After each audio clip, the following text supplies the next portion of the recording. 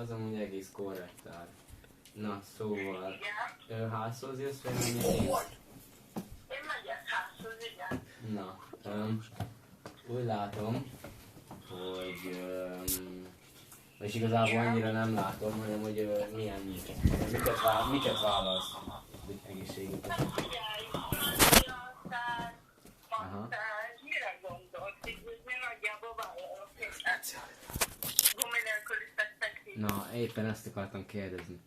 Na, az jó, hogyha gumi nélkül vállalod. A másik, hogy... Azt nem vállalom, bocsi, azt nem vállalom. Hát de most mondtad. Azt nem vállalom. Nem, azon kívül mindent, igen. Jó, hogy úgy nem vállalod, értem. Azt nem vállalom, így van. Na, úgy láttam a kedvenc könyved a Szürke 50 árnyalata. A filmet láttad? Na jó, itt vagy? Itt vagyok. Na, Na, szóval mikor lenne neked jó? én most is ráérek arra vasszom. Na. Hová kellene?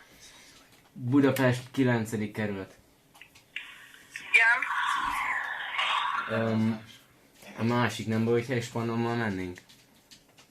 Én mennék hozzátok, én csak eszkortot vállalok. Na, ja, jó, igen, akkor ezt mondom, hogy akkor nem baj, hogyha Ispanom is itt lesz. Nem, de neki tudnék másik lányt, hogyha gondolod. Na, az még jobb lenne. Igen? És nem De baj... gumi nélküli szex nincs. Jó, hát persze, amúgy is nem beteg, úgyhogy mindegy. Na, de mindegy. Igen? Úgy látom, hogy volt már leszbikus kalandod. Volt, igen. Majd a kis barátnőddel valamit produkálhatnátok. Hát annyira nem. Nem? Annyira nem. Ja, na azt hittem.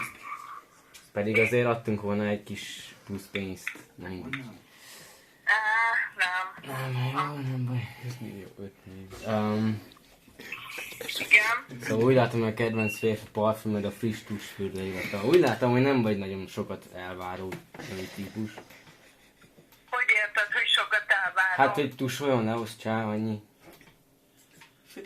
Ezt hogy érted? Hát most például tudod, van egy csomó férfi parfüm, te meg annyit vársz, hogy csak legyen rajta tusfürdő. De most azért hívtál fel, hogy ezt elmond nekem, vagy azért, hogy én menjek hozzá? Nem, hanem, hogy én Most kérdezek már tőled.